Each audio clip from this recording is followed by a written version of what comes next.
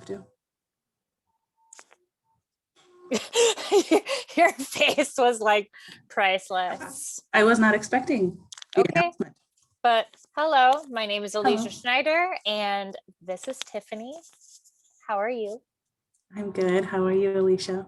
I'm doing excellent. Okay, but today's date is April 22nd, 2021. It is exactly 12:59, so pretty close to the 1 p.m. that we were going to do. So the current statistics for the number of confirmed cases and deaths in the US for COVID-19 is 31,602,676 cases and 565,613 deaths. Cannot talk. Current statistics in the state of Wisconsin, which you and I are both in, is confirmed cases is 592,262, and then deaths is 6,721. The current statistics of people vaccinated in the US is about 216 million. And I also checked for Wisconsin, and it says about 30% of the population is vaccinated, and there's about 40 to 41% of the population that has at least gotten their first shot. Okay, ma'am, let's get going. I love your face. So great. I love your face. Oh, thank you. I love my face too. Okay. I've already stated your name, but what is your name? And do you mind sharing demographic information for this study, such as race, age, and gender? Sure. I am Tiffany Goetz. I am 37 years old. I am white, female, pronouns she, hers. I am a full-time student and a part-time substitute in the school district. Other? Your other. I already mentioned that we live in Wisconsin, but where do you currently live? Oh, I currently reside in Eau Claire, Wisconsin. And I know you recently moved, so how was the move? Move during a pandemic was interesting. Cool. Can I have you explain that a little bit more? Yeah, so we decided to move. I'm not sure. I mean, we've been talking about it for a long time. So really, we wanted to move to get my kids into a different school district, which is, yeah. So we decided to, and the housing market right now is insane. Construction is insane. So it happened really quickly. We literally put our house on the market on Friday, and Monday night we had a full price offer on our house with additional like contingencies if someone else were to bid up to a certain higher price. And we also put in an offer on the house I am in the same time frame. So then we had 8 weeks, I think, to pack all by ourselves. And luckily my dad owns a heating and air conditioning business. So he has some big like box van type deals. We rented a cube. So they just drop it off. And then you put your stuff in it and they pick it up and they drop it off at your new place. That was really convenient. Yeah. It's pretty nuts. Luckily, we only moved like 9 miles away from where we lived. So perfect. What month was this again? August of last year. Mm-hmm. Perfect. August 2020. How's the new house treating you? Slowly decorated. Both my children school from home.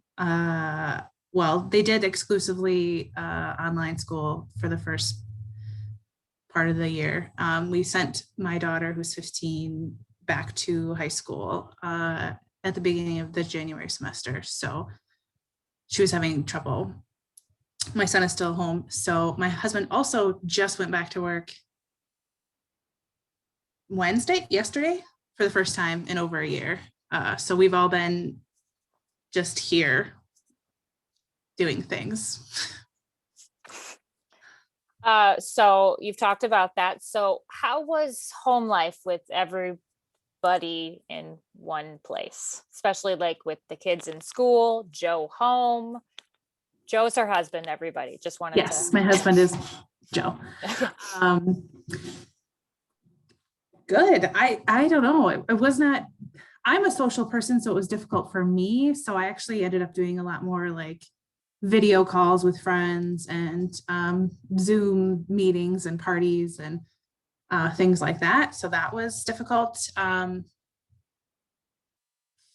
But as far as being at home with everyone, my kids are like preteen and teenagers, so they're in their room. They want to do nothing with me most of the time. So not so bad. I did end up, this is actually the living room that I'm in. So I ended up having to set up my own to stay kind of away from everyone, if you will. So I had a designated learning space because it was hard for me to be moving around. So how do the kids, like how were the kids reacting to, say, we're back to last year and they were told you can't, school is canceled and then they have to go, online. What were they like? Let's talk Solana, because I know. Okay.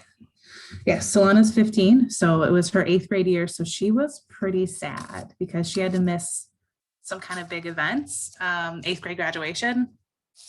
There was a big field trip for 8th graders that she had to miss out on. And she was also supposed to go to Iceland to travel and learn sciencey things in Iceland for a week. So that has actually been postponed again. She could go next summer, June 2022. However, there's also an option for her to go to France because she is in French. So I think that's a decision that has to be made pretty soon. At first she was like, cool, extended spring break. And then when it was like, we're not going back, you have to finish online, I think all that stuff started to kind of set in. Like, I'm not going to be able to do that. I don't get to say goodbye to some of my friends. That was a bummer for her. As far as Wyatt, he was fine. He's 12. He was finishing his 6th grade year. He's DeLong Middle School is where they both went, and they handled the transition really well, I think. Communication wise, I didn't have any problems. I have friends who have kids all over the district, obviously, and there was communication problems elsewhere, I feel like a little bit, but I felt like they were really good about like keeping us informed and on top of it.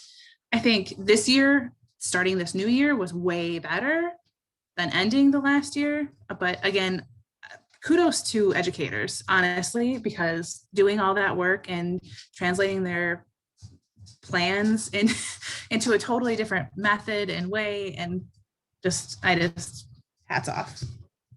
So I think they did a good job for what they had. So Wyatt's still, like you said, so Wyatt's still online, and you said Solana went back. How long ago did she come back to school, like physically? She went back to school, I believe, the first week of February. Okay. And we finally got the approval to go back for her.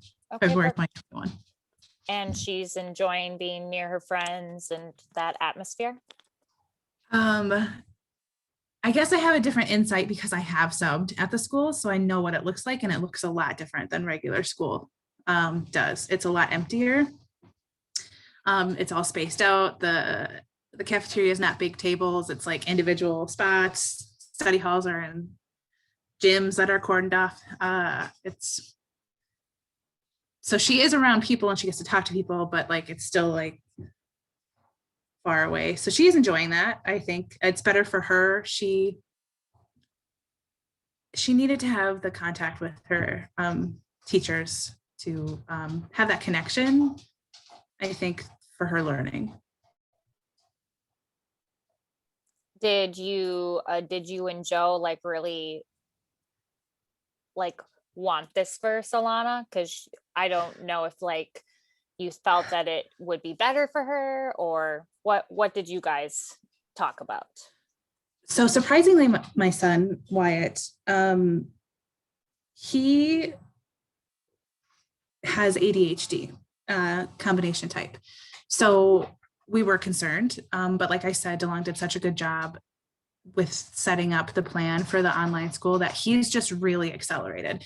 I mean, like the first semester was pretty much straight A's, and I've never seen that from him ever in his life. It was amazing. Um, this semester with the weather, he's still doing really good. But I think, distracted at home with two puppies and parents and snacks, video games. So we're working on that a little. Solana never excelled, never had a connection with her teachers. She struggled from the beginning, and we tried, I mean, like everything. I tried sitting right next to her. I tried helping her with her homework. I tried making her lists. I tried showing her different ways to put it down in a planner. I tried helping her set reminders on her phone, on her Alexa. We tried punishment. We tried taking things away. We tried grounding her. I mean, we literally tried everything to motivate her to get the stuff done.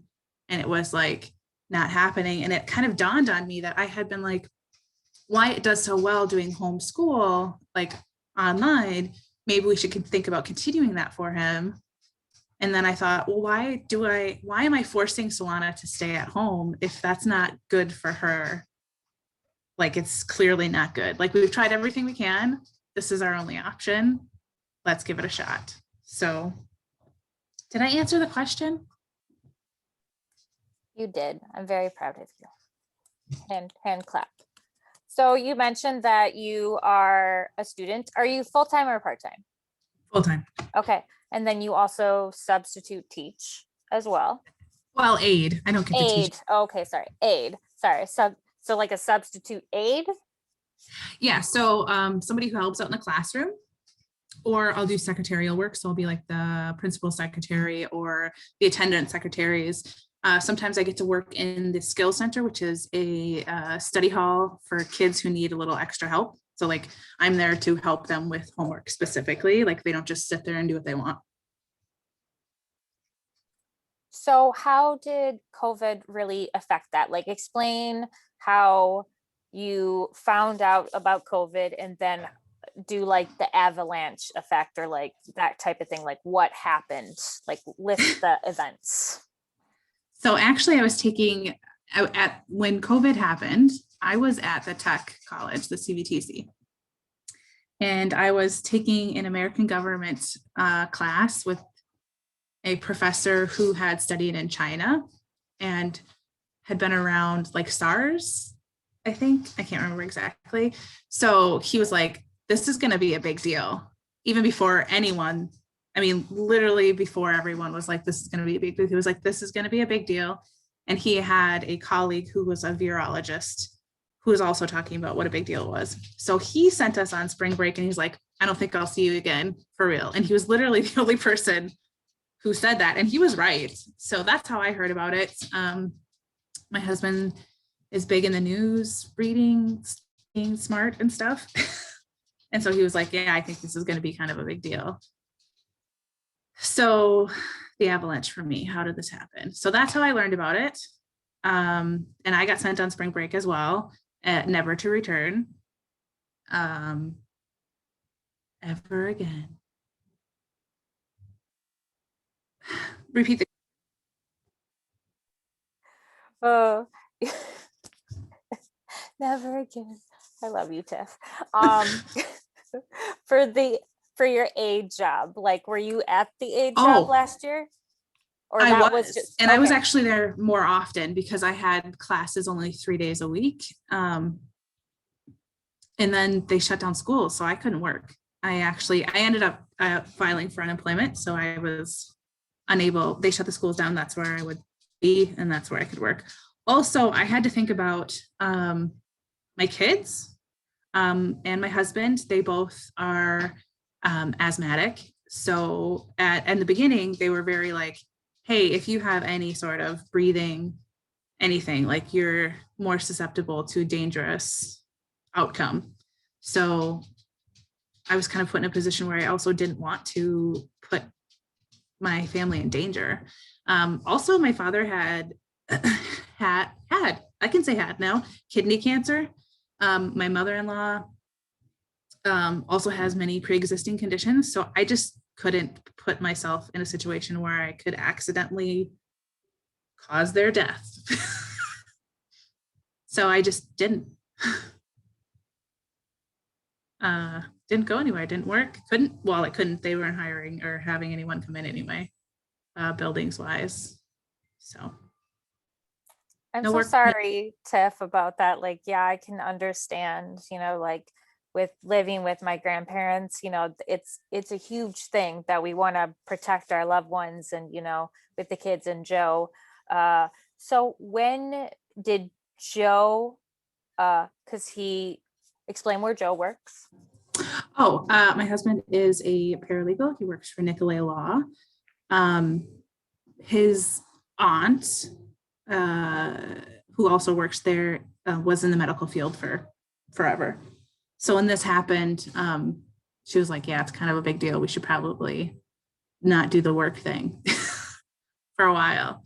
So Joe pretty quickly, it was mid-March of last year, 2020, that he moved his work computer home.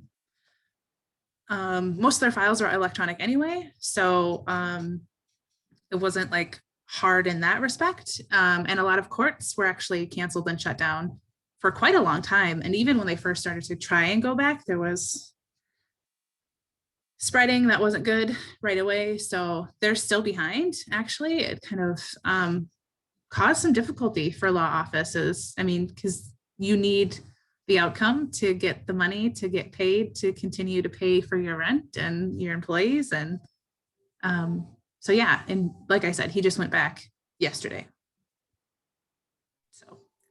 So I'm glad to hear Joe is back because I'm sure, him being a ginger and all, he doesn't want to go back. Oh, Joe. Oh, well, he needs to go back because so does that mean that he's going back like the courts are back opening, or he can just like be surrounded with the other like employees, the other paralegals, or explain that? Joe and I are both fully vaccinated now. So, I mean, I guess that doesn't save our kids per se, but we are still being safe in public.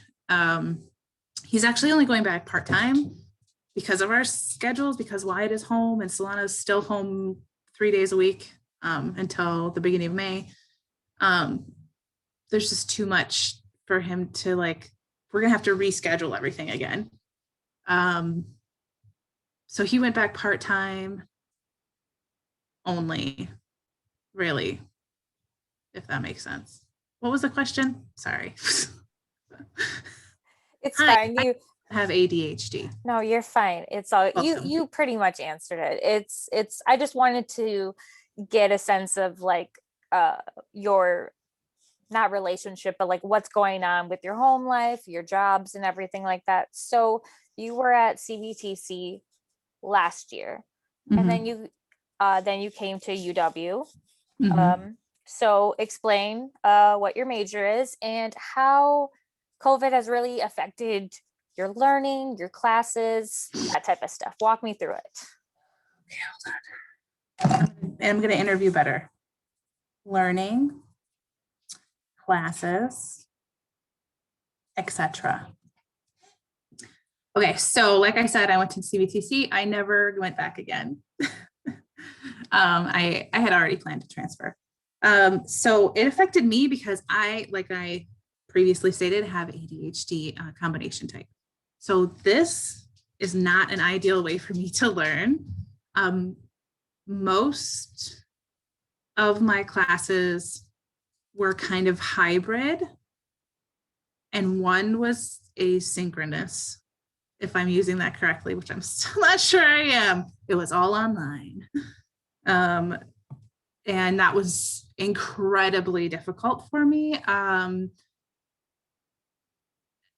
There was some communication error with that professor, just because he would use video like this, but it would be video of like his PowerPoint, not his face. So I couldn't like read his mouth if the audio was not great all the time. It was very hard for me. That was my lowest grade last semester. So learning for me in that style is not great.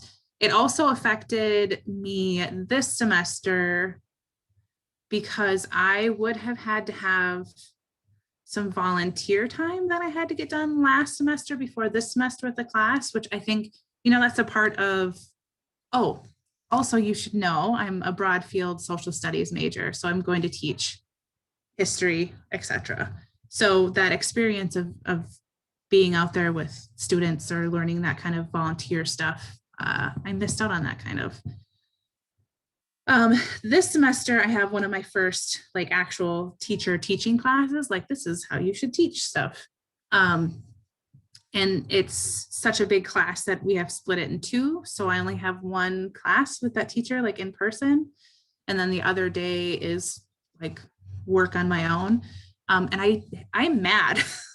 I'm mad because he is such a great professor. And I feel like I'm missing out on some of that classroom experience where I could be reinforcing these ideas that he's trying to help us learn. Honestly, though, a lot this semester, one class was small enough that it's full-time anyway, so it was fine. Two of my classes were like alternating. So you logged in computer one day, you were in person another day, and then one class on Friday, everyone logs in, and on the other class, it rotates. So one group is this day and one group is the other day. And attendance has been so low in the classes that I just talk to the professors and I go every day. So that works out for me. And then one of my classes this semester is fully online, but you log in. And she does such a great job with it that I'm not mad about it. You know what I mean? Like it's interactive. She's very good about like giving space and time for learning. So that's been good. This semester for me personally has been better than last semester, but I've heard a lot of people say the opposite. I was just going to ask you, like, which one is better? What do you think would have made last semester better?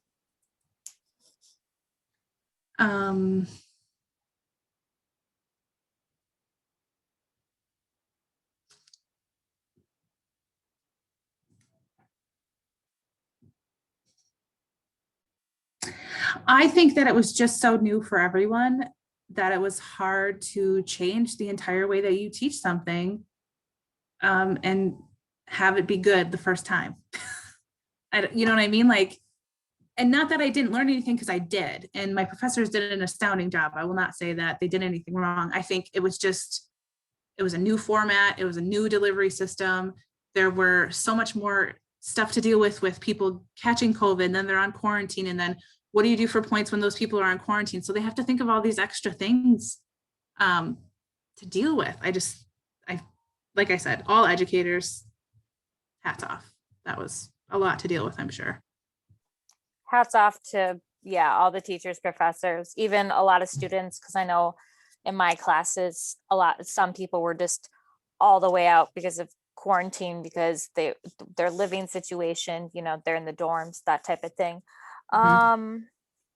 I had a question and now it just flew. Just flew. I do that all the time. What are your hopes for next semester? What do you really want to see out of next semester?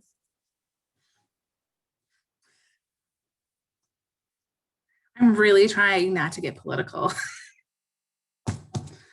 Nope, get political. I don't care. Do it, Tiffany.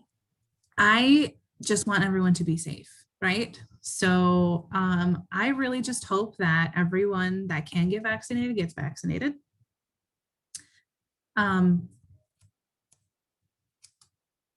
I I would like to be like a normal, right? I would like to be able to go to like group meetings, like for history enthusiast club. I would like to be able to go to events, like hear music. I would like to go to poetry readings. There's a lot of things I feel like I'm totally missing out on, like the college experience, like a university experience, because this is my first year and it's been pandemic. So I think I miss talking to people before class. Is that weird? Do you feel that way? It's so quiet. It really is, because I've noticed that, like, especially like even like small classes, like my Latin 102 class Mhm. has literally, I think, 4 students in it.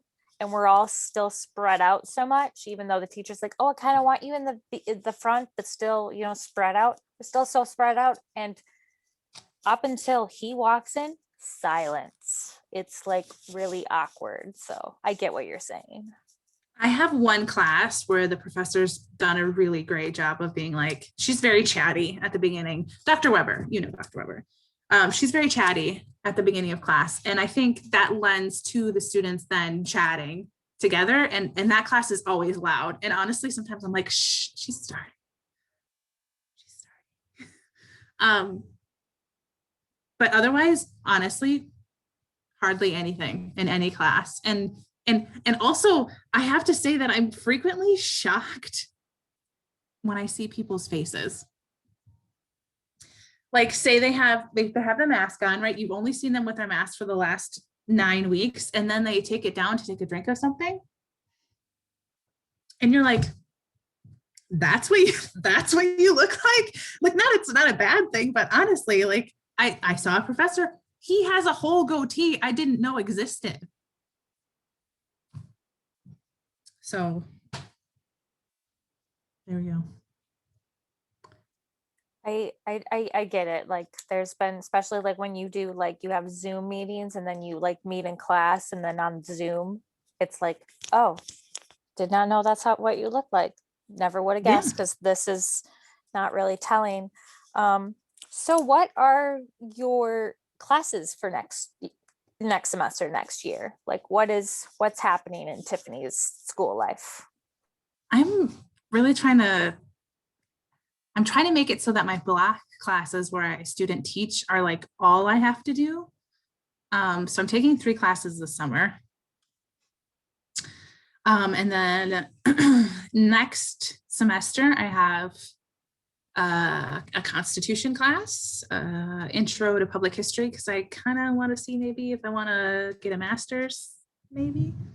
We'll see. If that's the path, I have no idea. We'll find out.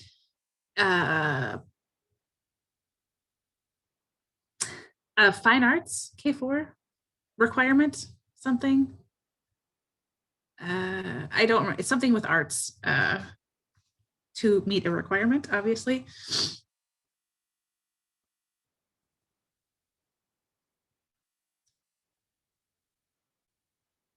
It's not psych. I did that this summer. Geography. I don't know. I just take so many history classes, like you, I'm sure, that you're like, is it a history class again? It might be. I don't know. Well, at least you know that if you take Intro to Public History, this might be something that you will be doing for next semester, because that is the class that I am in. So you get to experience that. So we're going to talk about the future a little bit. So just think about in the future, like, when do you think that you'll graduate and hopefully get into teaching? Explain that to me. I should be student teaching fall of 22. And I honestly, I love going to school. So I kind of want to just keep doing that forever, as long as I can. You too? It's Well, fine. I don't want to teach, but like, I love history and being in the thing. What grade do you want to teach? You said you want to teach history. Like, do you want to be like elementary, middle, high school?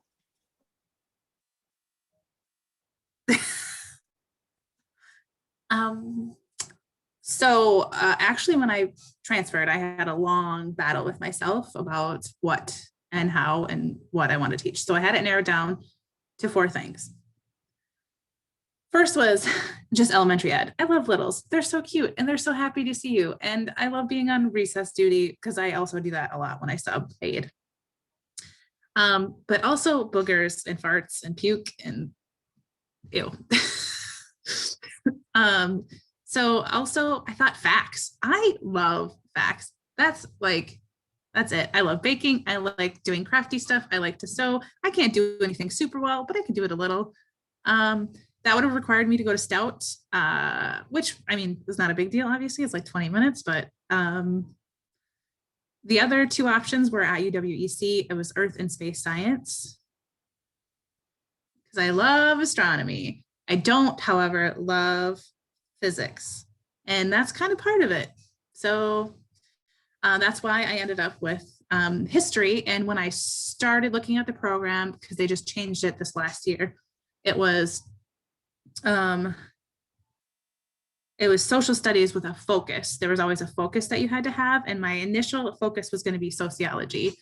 But they changed the degree and how it works. So I don't have a focus anymore. So it's just lots of history. What did you ask? See how this works? I'm the worst. You're fine, Tiffany. Like, what grade did you want to teach history in? That leads me to CVTC. I really love those kids. I think that would be a great place to be, right?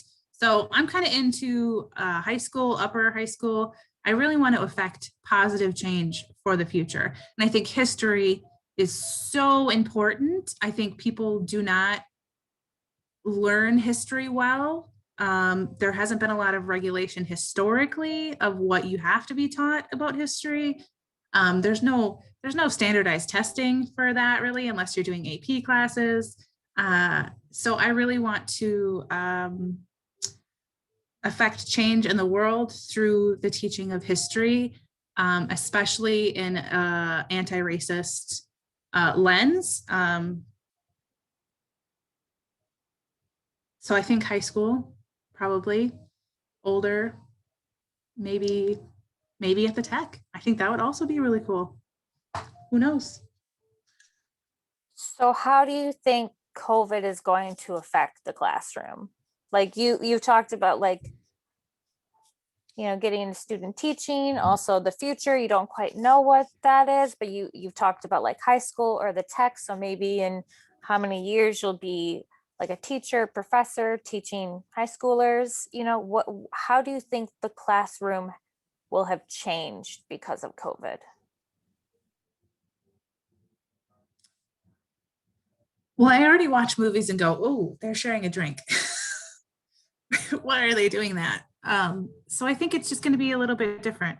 Maybe a little more focus on making sure that we have clean workspaces and clean hands.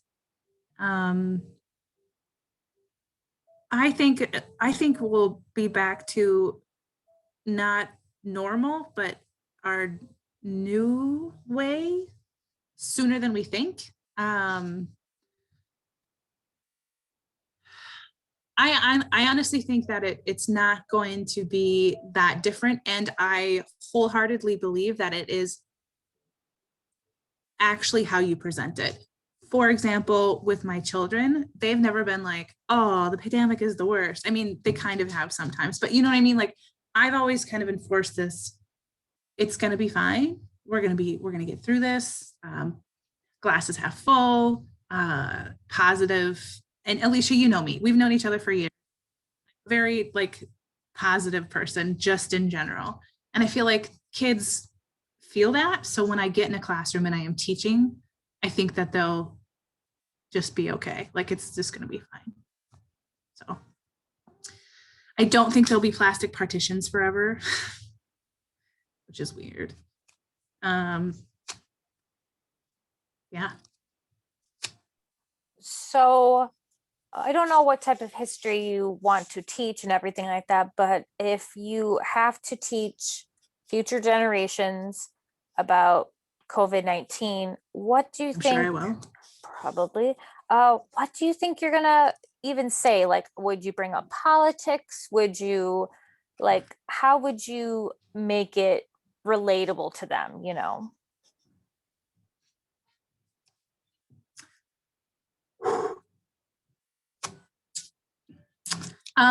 So with social studies, we do a lot of work on intersubjectivity, and kind of being able to teach one topic and have it kind of touch all of the social sciences. So you could use it for politics, absolutely. You could, even locally, right? So you could look at the world and how various countries handled it, what they put, who they put in charge, what advice they put in. You'll remember Italy was like the first country that was like, whoa, holy crap, we have got to do something now. And possibly, I remember specifically, like New Zealand did like just a phenomenal job, and they were like back to normal right away. China has done a really great job. So you can relate that to really anything in the world, right? In world history. That way. US history, I think you could look at the various ways the different governors handled that. And then you could look at that in the political science view as well, with the powers that the governors have to do these things. And look how different our neighbors are, right? Like South Dakota handled it much differently than Michigan. Wisconsin handled it differently than Minnesota. And like, how did that work for everyone? What were the results of those things? Minnesota was very tight on their mask mandates, restaurant restrictions, etc. Wisconsin was not. And then how does that affect the border cities? That would be interesting to look at, I think. You could look at it, geography. How did it spread, right? Like, where did it go? Where are these major, was it coming in the ports? Is it coming to airports? Are we spreading it through business? You could look, psychology, like how did it affect these kids? How did it affect the teachers? How did it affect the elderly? You know, they're in homes and they're not allowed visitors. Like those are all really sad things, and like mental health and economics obviously has a huge play in there. Stimulus packages, does that really help? Does it work? Would it work faster? Should we have gone with a big amount first? Did we really need, how many did we get? 3? 2? I don't remember. You know, or should have we gone with more of a program like Canada did, where they paid their people, Ireland, they paid their people monthly to cover the average rent? Like, is that something that would have benefited us? Would that have helped? Yeah, I mean, it's fascinating, honestly. I could probably do a bazillion hours of research on all of the things and outcomes. So what I'm understanding, that if in the future you're a history teacher, whatever you want to do, and the topic of COVID-19 pops up, you'll have no problem teaching it. Sounds like you have. So. I'm very proud of you, Tiffany. You've thought of how many different ways, and I love it, you know, so, because I feel like sometimes we choose to like slide things under, like forget about it, you know, but do you think that we need to teach future generations of COVID-19? Yeah. People are still calling it the Spanish flu, for instance. That was 100 years ago, and we know better, so we should do better, is my opinion. And what did I learn about that? You know what I know about that? Or knew about that? Edward Cullen from the Twilight movies died of the Spanish flu. And that's when he became a vampire. Ta-da. So if that tells you anything, we knew nothing. I actually know more about it now because I was so interested in the correlations between the COVID-19 pandemic and the influenza pandemic of the early 1900s. So what was I saying? I love that you mentioned Twilight. It's brilliant. I remember that now too. It's the pandemic in 1918. So, and That's what I mean. I just you can't leave stuff out, right? Like it's like teaching the Civil War without teaching slavery. Um, it's like teaching World War II without any of the Asian countries. Like you can't. That's just like a whole part of it. Like you can't just take out a piece of the pie, right? And so this pandemic affected the entire world.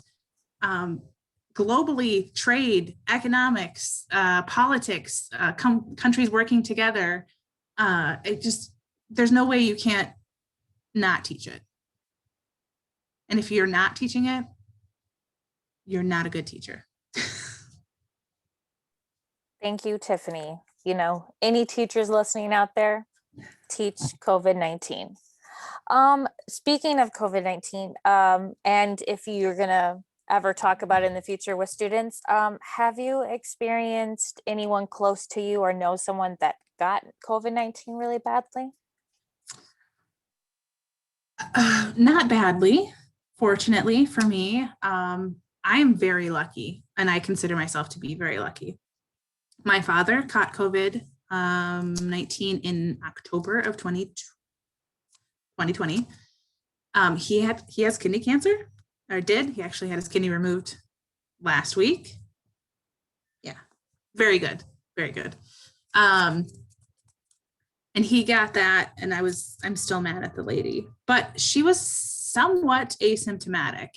So she kind of had a little like cough, but she had cleaned out her daughter's garage and like swept, and it was dusty, and she like cleaned out her rabbit pen. So she kind of just thought it was like that, right? She didn't feel really bad.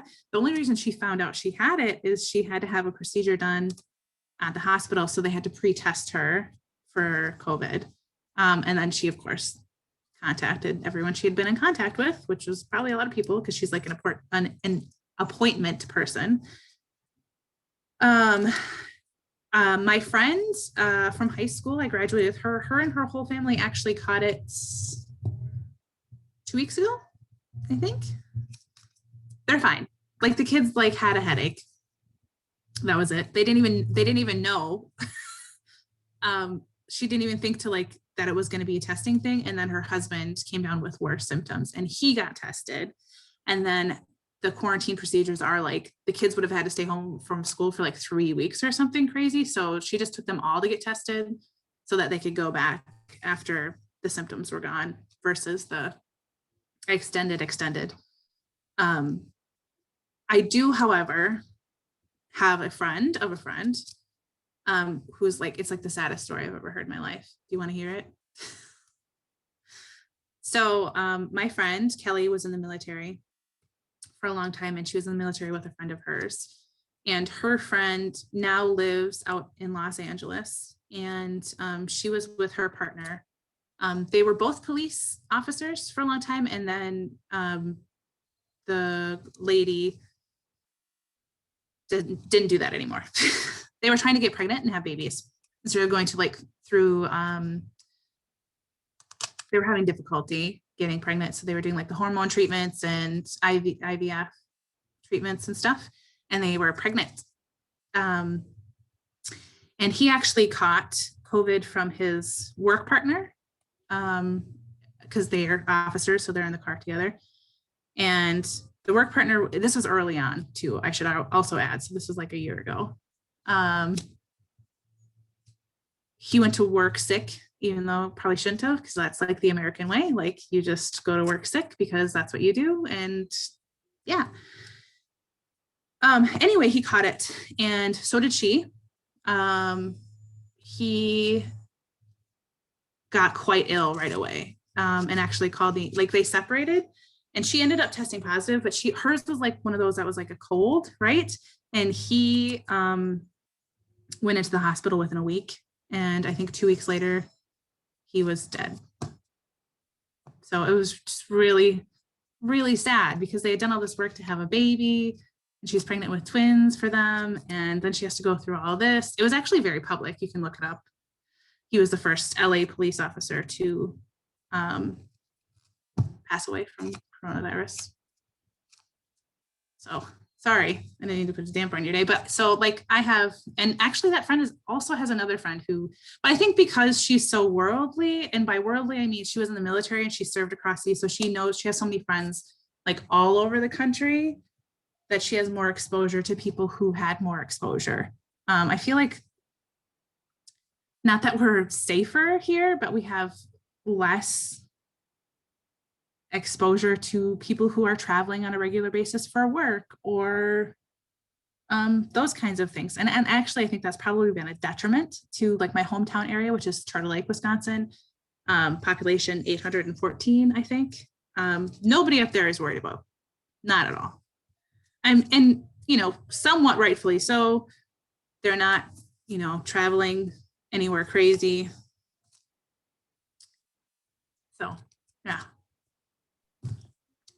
So I was like about ready to cry because like I hate, you know, you hear those, you've heard those stories for the last year and a half where like, oh, they finally got married. Then one of the, like they're on their honeymoon or they're going to honeymoon, one passes away and you're just like, oh my God, COVID, why are you doing these to these innocent people? It's just awful. So Wisconsin doesn't have a mask mandate anymore, but I believe Eau Claire still does. Yes. Do you feel that more places need to have mask mandates? I know you are vaccinated, but doesn't mean everybody else. So how do you feel about masks? Do we need to have them? Mask mandates, go. Yes, wear your mask. You told me not to swear, but wear your mask and you can put whatever little beep you want in there. I don't get it. I don't understand. It's not a hardship on me. I don't feel like it affects me in any way except for maybe walking up 3 flights of stairs at school. Then I'm a little like, but it's really simple, easy way for me to protect those around me. I honestly, I cannot understand. Yes, there should be a mask mandate. And I will be honest, I kind of went back and forth on this when the last mask mandate kind of like expired and they were like, you can't do that anymore. And I was like, well, that seems fair. Like you could be responsible for your own business, right? Like in my head for a minute, I was like, if it says mask, wear a mask. If it doesn't say mask, then if you don't want to go in there, then don't. If you don't want to go into a place that asks you to wear a mask, then don't. And then I thought about it. And I thought, there's no way to hold anyone accountable then. Unfortunately, there's just not. And there are enough people, there's enough videos out there of people being reckless and rude and insensitive that just wear it. I don't know. It's not hard. It does not hurt me. It does not do anything to me, right? I can wear one all day. I just don't, it does not compute. And the perfect example I'll give you of this is my kids played hockey this winter, which was a very hard decision because it's a sport. They're out there breathing on each other, running into each other. Is that going to be healthy or safe? Turns out it was. It was okay. They did have to wear masks on the ice. The companies came out with masks that went right in their mask, their actual face mask and their face mask right away. So that was nice. We bought those for the kids. All of the places required masks. They all had guest limitations. Even the tournaments were pretty strict. We ran into one situation. One of the ladies on my son's team, one of the moms for my son's team, had brain cancer and had a tumor or something removed. Don't worry, it's not sad. So we were playing against a team and the one mom was just like, whatevs. And so she asked nicely a couple of times, like, hey, can you wear a mask? Or can you put it back up? And then she was like, hi, I have brain cancer. Could you please like, or move away, either way. And the lady got really, really huffy about it, like rudely. It's the policy of the tournament. It's posted everywhere. It's not like it was new. This was this winter. We've been wearing masks for how long? Then I saw her kid come out of the locker room and he's wearing one of those mesh masks. You know what I mean? Like it's just full on. I don't even have anything to show you, but you know what I mean. It is not a mask. It literally is like the equivalent of a temper tantrum and a mask. Like I'll put it on, but it's not going to be a real one. Like, have you seen those videos where people are like putting underwear on their face? Like, how embarrassed are you going to be when I wear this underwear in my face in public? Like, not as embarrassed as you are. I don't know. Yes. So the very long answer to that question is yes, there should be a mandate. Yes, you should wear a mask. Yes, I wear a mask. I'm vaccinated and I will continue to wear one. So I'm going to wrap up here really soon. But so my last question is, you've been vaccinated and we have talked about, if the kids can get vaccinated, that's great. What do you want to tell the public about the vaccine? How did you react to it? Give me all the details. This is funny. Actually, I'm not going to like show you, but I'll show you just a little bit. If you want to pause and take a look at that. I had a friend who's like, I'm going to wait and see what happens. I'm like, okay, like if that's how you feel, that's fine. So I have talking points about vaccines right here. I believe knowledge is power. So like doing research and checking sources, primary versus secondary, like very important stuff, like good knowledge, deep thought.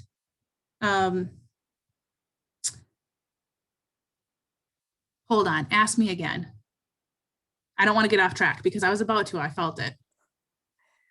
What would you say to someone like, I'm going to get vaccinated soon?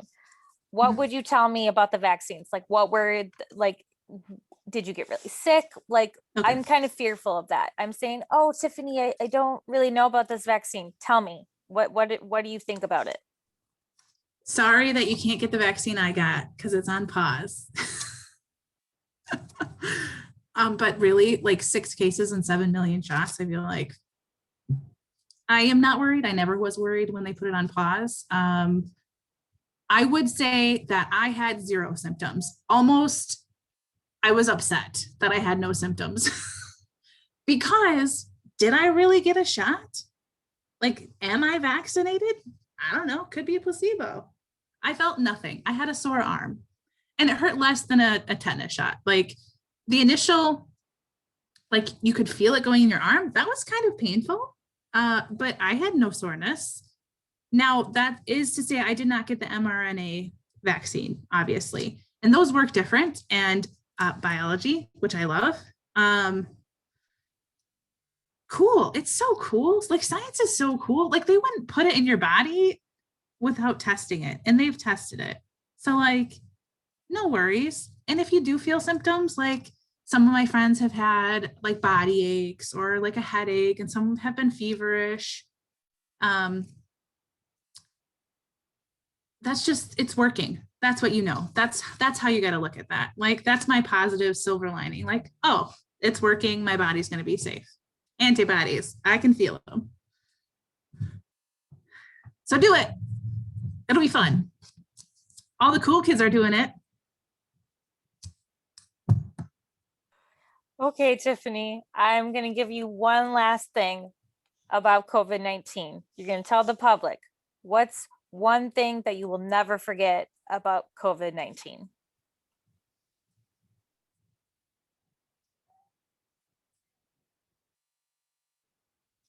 One thing? I will never forget how scared I was when my dad tested positive. He's 57, right? Like he's not old. That would have been a terrible loss for me, obviously, as my parent, but also his community. Um, he's a businessman up where I'm from. He takes care of a lot of people. He's on a board for a nonprofit elderly apartment building. Like he does a lot of stuff for his community, and that would have been a loss. And just seeing the stories, just over 500,000 people, man, just gone. And if you like, it's more than the Civil War. Like that's a lot of people. So that is the one thing I remember. The fear that I had after my father was for sure diagnosed, and just knowing it could go either way. Like he could be fine, which he is, thankfully, or he could be gone. We're ending on a like sad but also happy note, because I'm very happy that, you know, he came out on top, because like you said, there's many people that unfortunately have lost loved ones, and like you said, this is more deaths than the Civil War. You know, I don't know about other wars like World War I, World War II, also the 1918 pandemic around the world. This COVID-19 has really sucked. But thank you for sharing your COVID-19 life with me and other people. I'm sure everybody's gonna love watching us because we're so fun, and Obviously, obviously because we're the best. But in my running gear. I love it. It's great. But we are gonna end this oral history recording. But bye. You learned Bye. something. Yep. Go learn